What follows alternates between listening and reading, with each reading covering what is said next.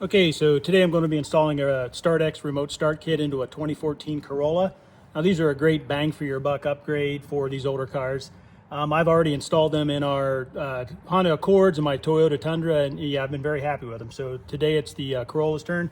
Now I'm going to get right to this install. It's very simple. It should only take me 15-20 minutes to get this put into the car.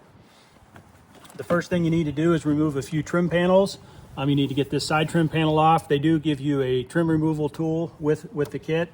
Just get in here and pop the clips off.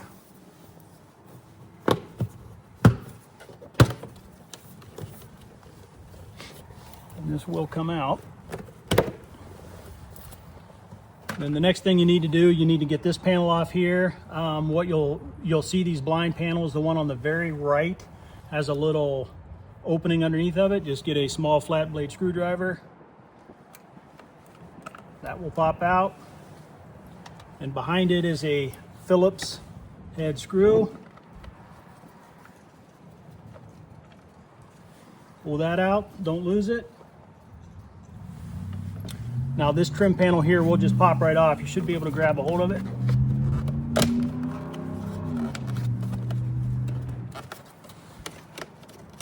And pull it out of here. Now there is a couple clips here. These are look like just thumb clips.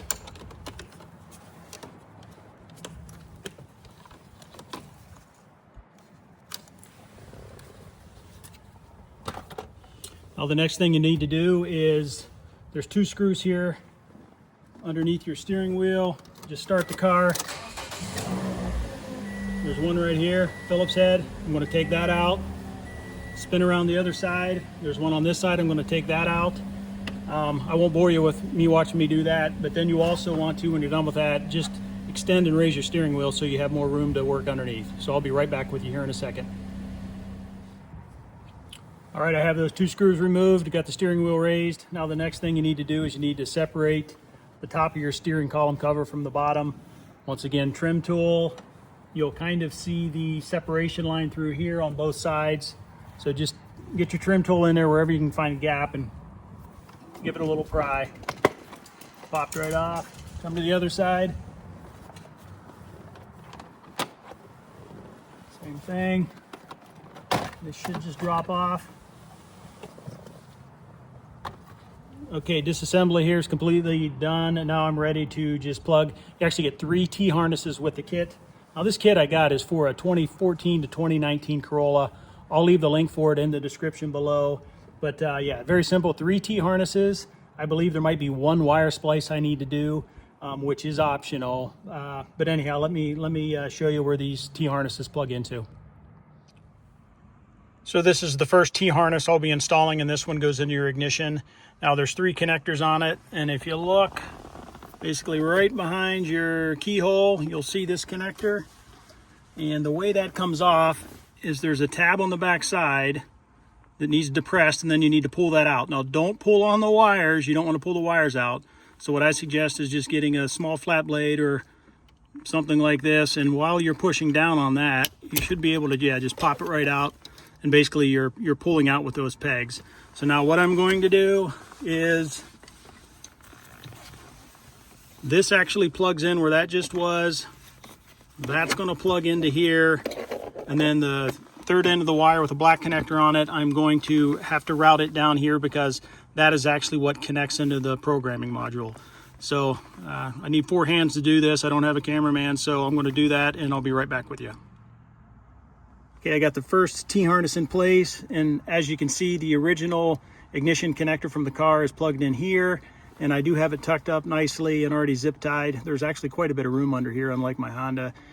And then, so the other side of the T-harnesses just plugs into the original location, and I already have this zip tied in place with the cable with the black connector heading this direction because I'm going to be mounting the control module over here on the left.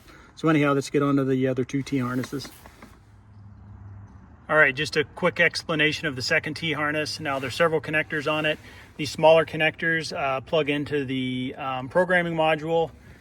This connector, this T-harness is for the onboard diagnostics connector, and this is for the BCM connector. So the onboard diagnostics connector, of course, is right here. Now the way you get that out, I don't know if I can do this with one hand or not, you just need to press on one side, there's a tab, and then it will pivot and pop right out.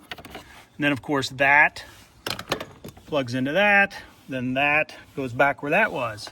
And then for the BCM, very simple too. It is right there.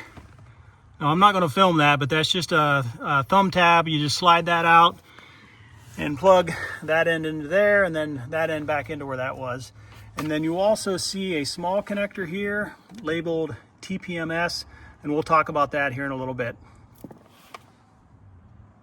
All right, so real quick, the OBD T-harness is in place, and trust me, but the BCM T-harness is in place underneath.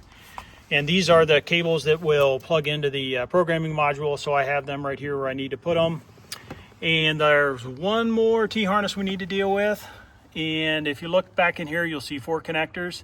We're interested in this second connector from the left. Now to get it out, there's a little tab up there you need to push down on while you pivot the gray part out. So let me get it out of there, then I'll kind of explain that a little bit better. All right, so I have that connector removed, and the way you get that out is this little tab. You need to press down on that, and then it will start pivoting out, and there's a little cam action and it forces it out. Now one thing I haven't seen on the any other videos is this does not want to go back down. So what I determined is there's 2 little tabs on each side. You just kind of need to lift this up. You come to get this one, and then that will close. Now what you're looking for here is on this side of the connector, you want the 3rd wire down, and that's a little bit darker blue here. So I'm going to fish that darker blue wire out, and I need to cut it in half and splice the TPS harness connector onto it. And I'll show you how to do that here in a second. All right, so where I'm at is I have that 3rd wire down. You know, the position on the connector is more important than the color. But it was blue in my case. I have it cut in half, and I have the wire end stripped. Now this is the 3rd T-harness you get with the kit, and you actually don't use the T-harness part, so you need to cut this off. Now it actually does say this is optional. You need to do this if you want the remote, if you want your key fob unlocked to work when it's in remote start mode, else you need to use the key. So I'd highly recommend doing this. Now what I'm going to do is split these 2 wires apart. I'm going to strip the ends on each end, and then it doesn't matter what side's what, but then I need to splice those into here. So that's what I'm going to do. And then this other end actually gets connected to that TPMS tire pressure monitor sensor connector here. So this will plug into here, and then, excuse me, and then we'll be ready to program the module here. So I'll be right back in a second. So of course this video isn't a tutorial on how to splice wires, but that's what I chose to do. I just had a couple of wire splice connectors laying around, so that's what I did. And I did trim some length off of the wire. No need for it to be extremely long. And once again, this end will plug into here, so I'm going to do that, and then we'll get into programming the module. Okay, real quick. So we're plugged in down here, and of course, before you can begin the module programming, you need to reinsert that connector. Okay, so we're on to the fun part, the programming. Now I just have the instructions here, and I'm going to read along as I do this. So it says, start by resetting the module. Press and hold the programming button. While holding it down, connect the 20-pin black connector. When the LED on the module flashes red, release the button. Reset is complete. So here's the reset button. You need to hold it down. Plug in the connector, look for the light to flash red, then release the button. Connect the remaining connectors followed by the programming below. So the remaining connectors, there's a blue connector, there's a couple blue, this only plugs in one side, it looks like it's over here.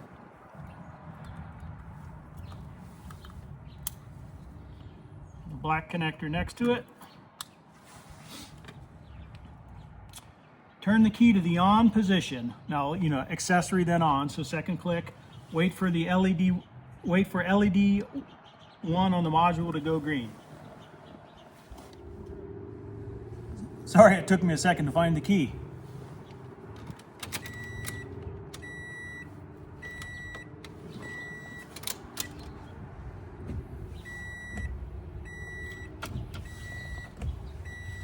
Okay, those were red, now they're green. Now it went off. Turn the key to the off position. Start the vehicle. After 15 seconds, press and hold the brake.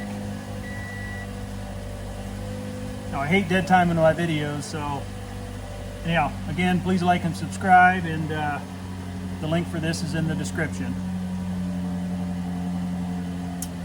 I assume it's been 15 seconds. Press and hold the brake. Press and release the module's programming button. Release the brake pedal. Wait. LED 2 on the module will flash green.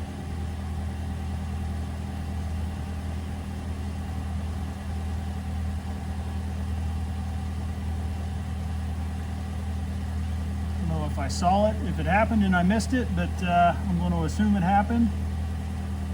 Program is complete. Test the remote starter with all doors closed and locked.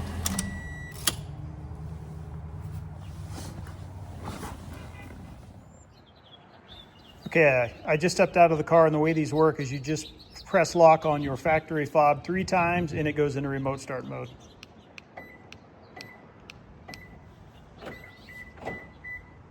Sounds like it's going to work.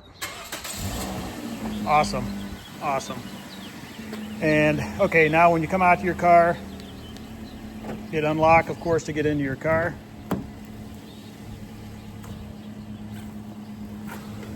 And then what you need to do first, if I touch the brake right now, it will kill the engine. What you need to do is stick the key in, turn it to on. Now I can put my foot on the brake, put the car in gear, and I'm on my way. Anyhow, hope you enjoyed the video. I'll get the rest of this put back together. That's very simple. But once again, hope you liked the video. Thanks for watching.